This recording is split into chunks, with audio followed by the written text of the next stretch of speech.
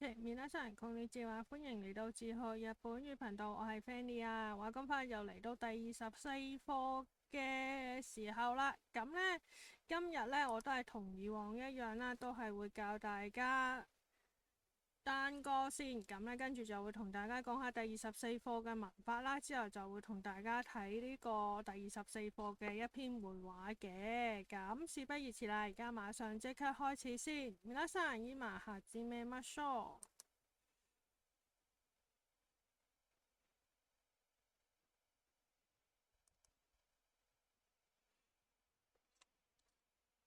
好啦，第一個嘅單歌呢，就係くれます，前書形就係くれる啦，咁佢嘅意思就係俾咁解，就係俾邊個呢？我啦，我方嘅企喺我方嗰度嘅。咁啊，第二個呢，就係直します，前書形就係直す啦，咁呢，就係修理啊、修改嘅意思嘅。咁好啦，跟住就送ります，詞書形就送る就係送啦。咁啊，例如 email 送ります就發送電郵咁解啦。咁啊，本書裏邊有個句子咧就 hito 送ります，咁佢係寫送人嘅，係啦。咁啊，呢個意思係可能唔知佢想表達啲咩呢？咁啊，解釋就送人啦。咁啊，可能係送個人俾人啩。好啦，唔好理佢啦。咁下一個。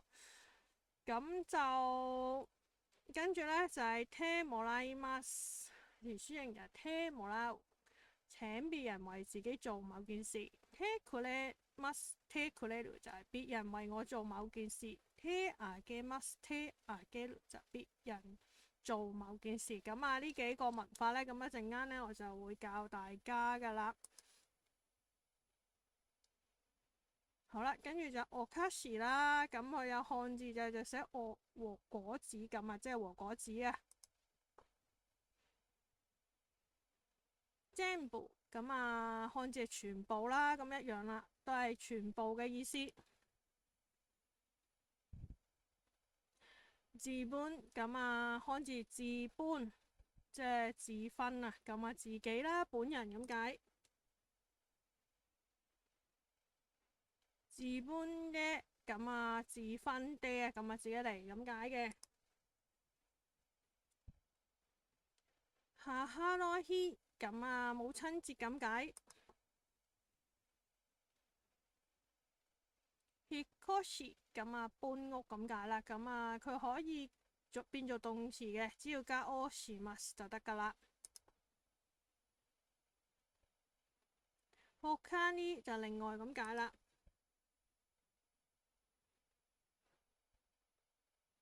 連れています自書形連れていく咁啊，帶去邊度啦？咁譬如子供連れて行きます就帶孩子去邊度啦？返學都得嘅，去街啊、返學啊咁都得啦。好啦，咁跟住呢，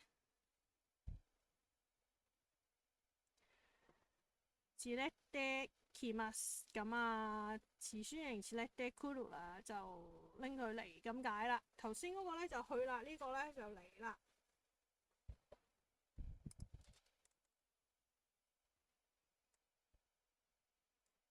紹介します，詞書形紹介する就介紹啦。例如先生を紹介します，介紹老師啦。案內します，詞書形案內する就都有啊，領路嘅人啦。咁啊，譬如學校案內します就陪同參觀學校啦。おじいさん咁啊，爺爺公公伯伯都得啦。おじいちゃん咁啊，都係一樣咁嘅意思啊，爺爺公公伯伯咁啊都可以啦。我爸茶咁啊，嫲嫲婆婆咁樣啦。我爸撐咁啊，嫲嫲婆婆一樣得啦，因為都係一樣嘅。準備咁可以變做動詞嘅準備をします做準備咁解啦，變咗做動詞。homestay 嚟自英文 homestay 啦，旅行或者留學時寄宿喺當地嘅人哋屋企咁解嘅。説明します詞書形説明する就説明講解咁解啦。咁好啦，就到呢個文法嘅時間啦。今日第一個文法就係くれます呢個句型嘅使用方式呢，就係受語者同接受者，跟住呢就くれます。使用くれます嘅時候呢，咁就需要注意以下兩點嘅。第一個，接受者呢，須為自己啦，或者親友啊，即係屋企人。例如山口さんはリリにバラの花束花束咁解啦。我くれました即係呢個其實咧就暗示咧麗麗咧係山田先生嘅親友嚟嘅。如果麗麗 Lily 啦唔係山田先生嘅家人或者親友嘅話咧，我哋就要變成以下嘅説法㗎啦。山口さんはリリにバラの花束をあげました。呢個同埋呢個接受嘢嘅時候咧，咁咧就要讓接受者咧會開心嘅。你又唔可以用喺呢一度啦。譬如先生が私に宿題をくれました，呢個唔係開心嘅嘢嚟啊，所以又唔可以講嘅。好啦，咁之後咧就嚟到第二個文法啦，就係動詞嘅聽型啦，就加あげます、もらいます同埋くれます嘅。所謂嘅受動詞咧就係受語同埋接受嘅意思。受咧就代表受語啦，即係代表接受。而呢個受咧就代表接受啦。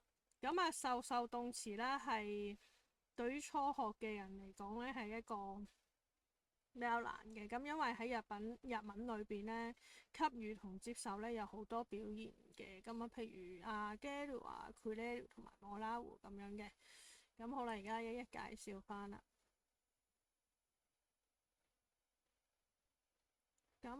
好啦，主詞為做動作嘅人啦，對象嘅助詞咧通常都會用呢嚟到表示嘅。譬如我方俾對方嘅句型就話我方は對方にあげる，對方俾我嘅時候咧就對方は我方にくれる嘅。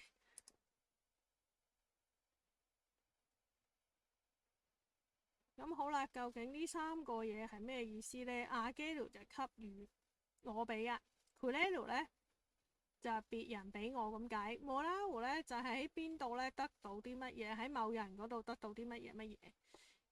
最緊要記住兩點，就係內外關係咧就內而外，由外而內；上下關係由上而下，由下而上。內外關係就係我俾你定係你俾我呢？上下關係就係你嘅地位比我高定係低呢？要係喺句子裏邊呢，就要做呢個判斷啦。由內而外呢，即係由我方啦俾對方；由外而內呢，就由對方俾翻我啦。由上而下就地位高對地位低，由下而上就地位低對地位高嘅。我方呢，就當然係指我自己啦，或者我嘅爸媽啊、老師啊、老闆咁啦。而對方呢，就梗係指他人啊，佢嘅阿爸阿媽、老師啊、老闆等等嘅。好啦。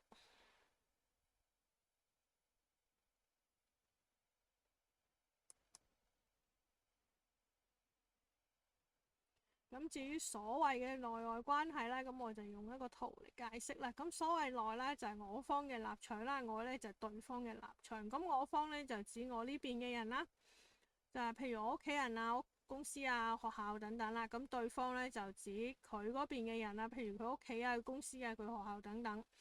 好啦，あげる嘅意思呢，就由我俾佢，所以呢，就用あげる啦。至於由佢俾翻我呢，就用くれる啦。首先啦，講翻あげる先啦。咁啊由我俾對方嘛，咁我用あげる。私は山口さんに本をあげる啦。咁啊我俾山下嗰本書。咁啊譬如細佬都係屬於我嘅。咁啊弟は山口さんに本をあげる。咁啊我嘅細佬咧俾阿山下嗰本書。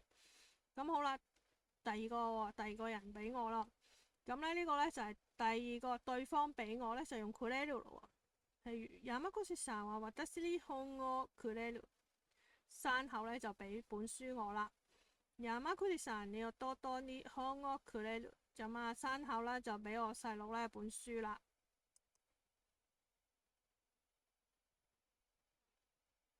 咁好啦，而聽莫拉胡咧就係得到嘅意思啦。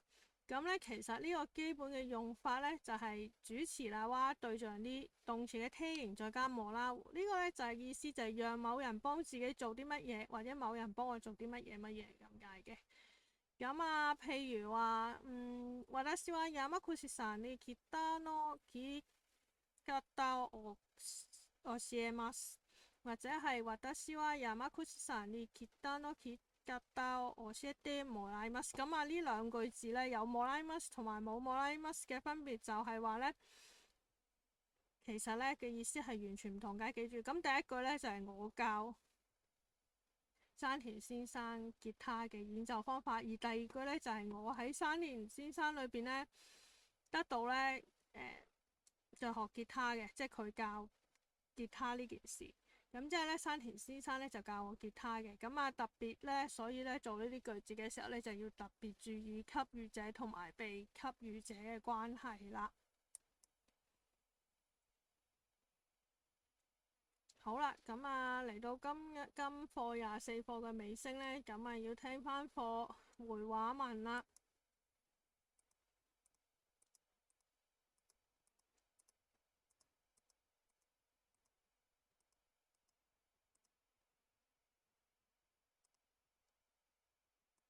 第24課会話手伝いに行きましょうか？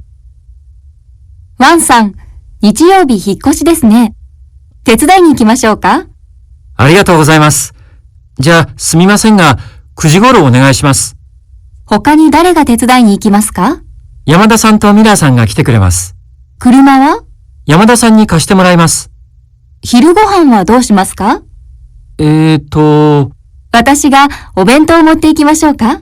すみません。お願いします。じゃ、日曜日に。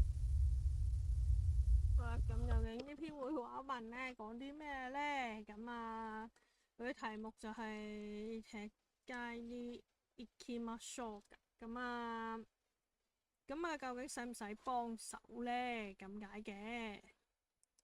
第24課会話手伝いに行きましょうか？ワンさん、日曜日引っ越しですね。手伝いに行きましょうか？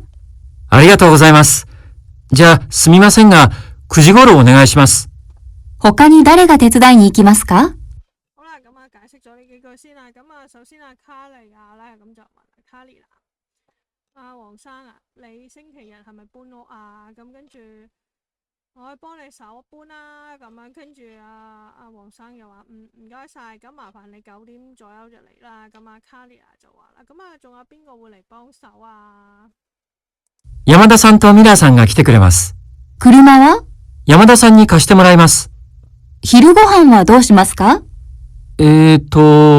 私がお弁当を持って行きましょうか？すみません。お願いします。じゃ、日曜日に。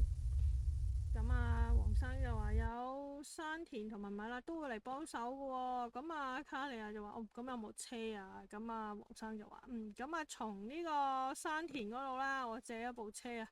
咁跟住卡利亞咁喂晏晝食咩啊？晏晝咁黃生話係喎。咁卡利亞咁我不如帶埋飯盒去啦。咁黃生就話咁真係唔好意思啦，拜託晒你啊。咁卡利亞話咁好啦，星期日見啦。咁講完咗啦，好啦，再聽多次就完咗今日呢個第24課啦。第24課会話手伝いに行きましょうか？ワンさん、日曜日引っ越しですね。手伝いに行きましょうか？ありがとうございます。じゃあ、すみませんが、9時頃お願いします。他に誰が手伝いに行きますか？山田さんとミラさんが来てくれます。車は？山田さんに貸してもらいます。昼ご飯はどうしますか？私がお弁当を持って行きましょうか？すみません。お願いします。じゃ、日曜日に。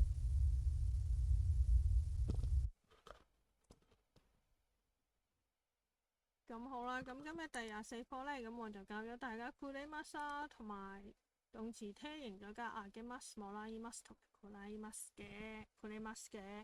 咁好啦，咁今日咧第24課嘅時間咧又到啦，咁下個禮拜咧就教埋呢個面啦咯日本語嘅最後一課啦，咁初級嘅最後一課咧就係第25課啦，咁下個禮拜同樣時間咧，咁就繼續教埋大家呢個面啦咯日本語嘅第25課啦。皆さんお疲れ様でした。また。拜拜。